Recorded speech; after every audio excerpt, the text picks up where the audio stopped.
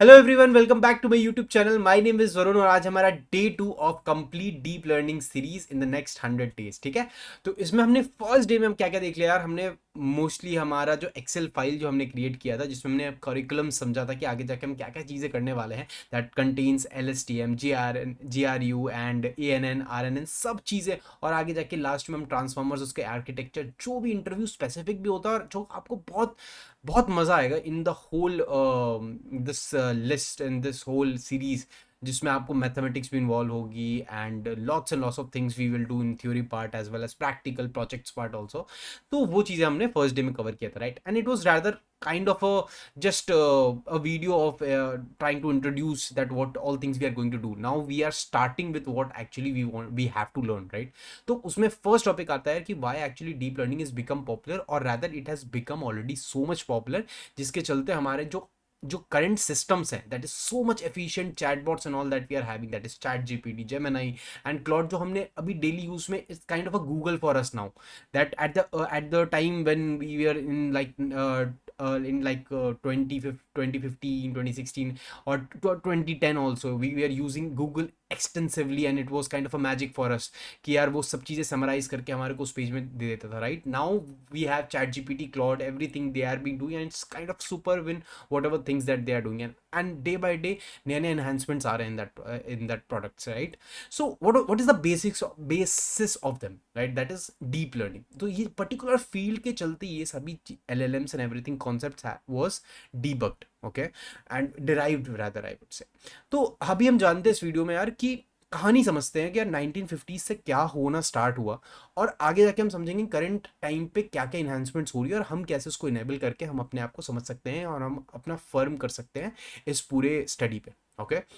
सो मैं आपको back in time लेके जाता हूँ, that is on 1950s, okay, when the scientist were trying to have a way to mimic the human brain, okay. So वहाँ पे कुछ साइंटिस्ट ऐसे थे जिनको ऐसा लगता था कि हम कैसे भी करके, not from the biological side, but they were learning more and more on the biological side, that these neurons and everything is being fired in our brains and all. पूरा आर्किटेक्चर पढ़ने के बाद वो चाहते थे कि यार कैसे भी करके हम उसको हम सिंपलर साइंटिफिक वे में, that what we humans can achieve, we can mimic that, okay. But at that time यार टेक्निकल एनहांसमेंट्स नहीं थे। जैसे मैंने आपको मशीन लर्निंग के प्लेलिस्ट में आपको बताया था, मैं आपको वापस समराइज कर देता हूँ कि जो पेन ड्राइव्स वगैरह के एग्जांपल मैंने सिंपल से लिया था कि यार हमारे पास एक टाइम पे 2 GB 4 GB 8 GB की पेन ड्राइव आती थी। अभी के टाइम पे हम 1 TB के नीचे बात भी नहीं करते हैं in terms of storage, right. We have 500 GB 1 TB storages. So kind of from 2 to 4 to 8, and then अचानक से हमारा बूम हुआ in the storage and the capability increased vast, right? So this is a perfect example for you to understand कि यार at the time of 1950s 60s 70s हमारे पास इतनी technical enhancements नहीं थे to make that possible. It was kind of a seed that was planted at that time, but it took to grow beneath the soil itself. But once it started, like in the earlier 1990s and 2000s, that seed started to like grow into a tree, and it's just bombarded at the time, just like that pen drive example, right? जब हमारे पास GPUs आ गए, बहुत सारे systems आ गए जो इनको enable करने में help कर रहा था, right?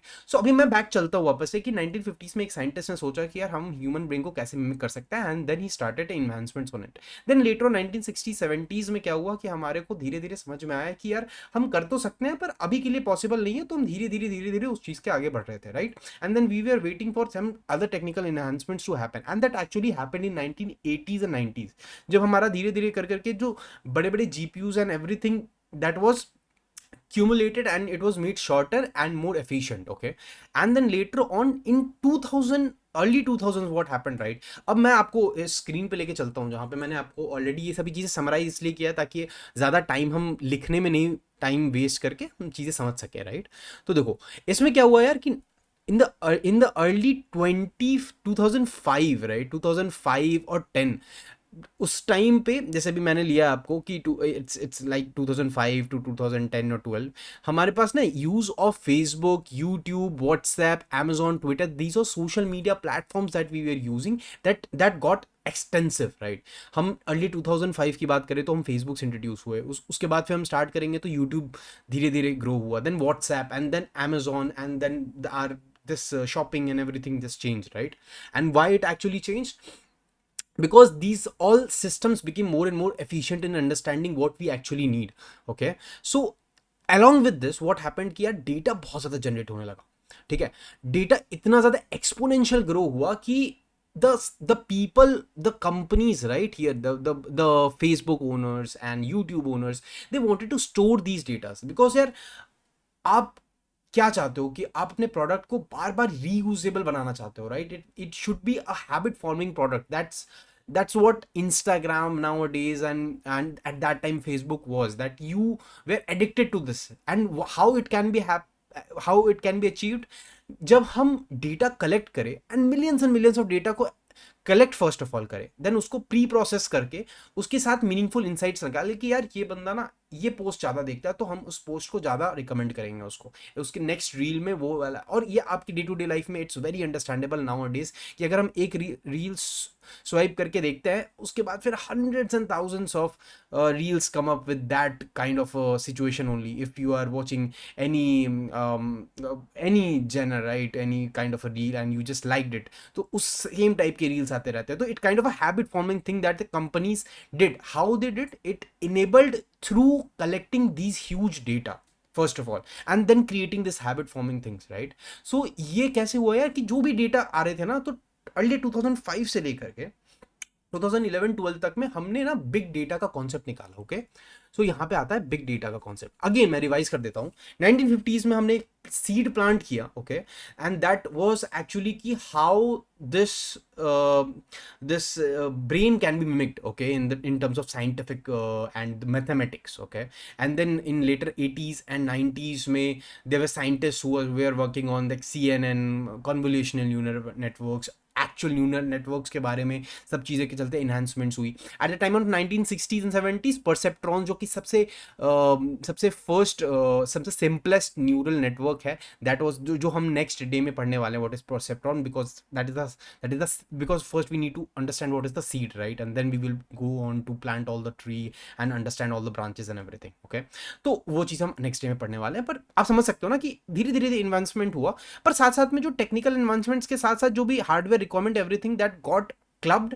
एंड अर्ली 2000s में जब ये सभी एप्स वगैरह इन्वेंट हो रखे थे, यूज हो रखे थे, एंड इन 2011-12 में क्या हुआ कि ये बिग डेटा का कॉन्सेप्ट जैसे हडूप आया, एक जो अनस्ट्रक्चर्ड डेटा को भी कलेक्ट करने में it was possible. Okay, so don't get over mesmerise with these words and all. आगे जाके मैं अच्छे से आपको समझाऊंगा. बस बिग डेटा आपको पता ही है, it's kind of a field जो डेटा कलेक्ट करके उसको preprocess and we use those data for meaningful insights, right? तो this is that is called as like collection of the data is big data only.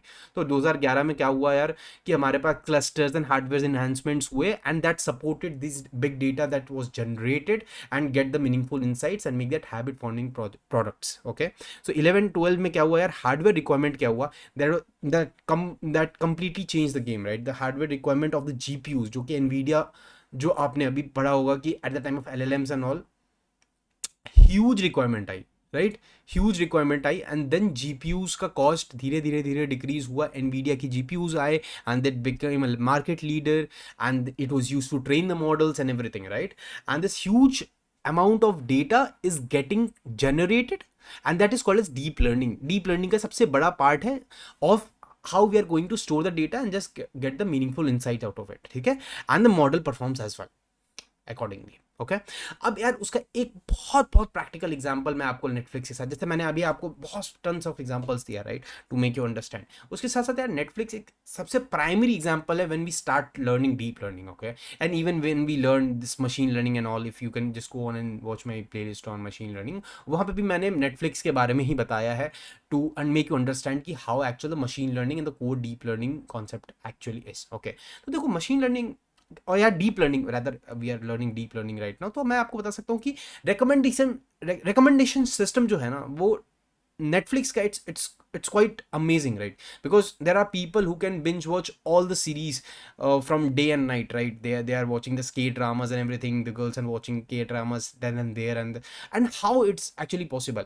Let's say if you are watching this particular K drama, okay, and same type का जनर है, उसके साथ साथ आपका recommendation जैसे ही आपका वो खत्म होता है, वो सीरीज हुआ या फिर मूवी हुआ, आपको सेम टाइप का जनर आपको, या फिर like if you have seen Netflix, यहाँ पे मोर लाइक दिस का एक ऑप्शन होता है जिसमें you can go on and watch like some maybe a crime series और अ कॉमेडी सीरीज, तो उसके अकॉर्डिंगली वो रिकमेंडेशन देते रहता है and they want you to be addicted to the product. कैसे हुआ यार ये? Just like this, that big data when it came, right? और जो डेटा एक्सपोनेंशियली जनरेट हो रहा था, Netflix used to create and make that exponential data useful for them, okay?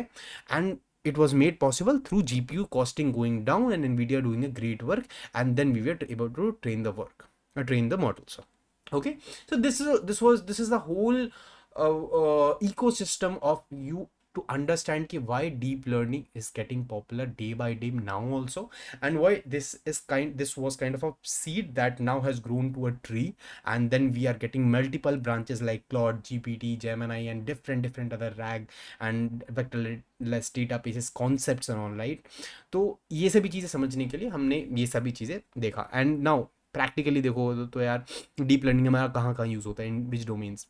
Medical में यूज़ होता है। आपने कभी कभी आपने कुछ पढ़ा होगा कि there was some cancerous substance that the doctor was not able to find for the previous 10 to 15 years, and then using deep learning and using the data that was collected at that time from like 15 years down the line from many patients, all the datas were collected and then it was analyzed, trained using the GPUs, और फिर वो हमारे को एक meaningful insight दे दिया जो doctors ने नहीं पता कर पाए थे, राइट?